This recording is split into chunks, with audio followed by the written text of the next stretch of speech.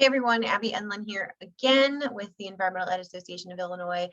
We are on step 6, and there's a resource on the earthforce.org website that I just wanted to show you. So here is that whole step 6 reflect and celebrate page. And again, we're scrolling down, and this is the reflection prompts and methods.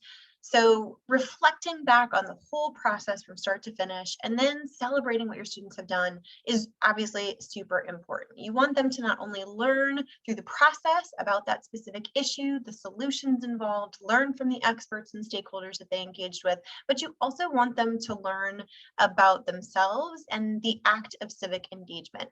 So they have a ton of really great questions that you can utilize, again, to help with that reflection, but then they also have methods, different ways that you can utilize those questions in different formats. So for example, drawing a picture of the community, or creative writing, or interviewing each other. How interesting would that be to have students not asking themselves these questions, but asking each other and then reporting to the class, or just digesting another person's perspective.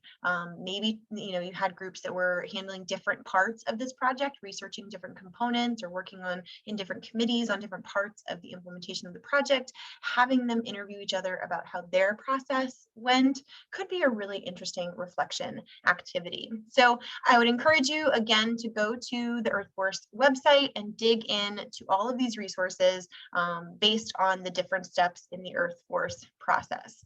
Finally, I just wanted to share that if you do engage and utilize the EarthForce process with your students to do a environmental student-led action project, we would love to hear about it. That step 6 is all about celebrating, and EEAI is here to promote the amazing environmental education work that's happening throughout the state. So whether it is an article with pictures in our newsletter, or a shout out on social media, or posting it on the EarthForce website on our page, on our website, we would love to share your story. So if you have a completed project, please share it with us. We would love to hear about the work that you're doing and what's happening around the state. So reach out. Again, Abby Enlin, I'm the Executive Director at EEAI, and you can find my email online, or it's executivedirectoreeai@gmail.com. We would love to hear from you. Thanks, everybody.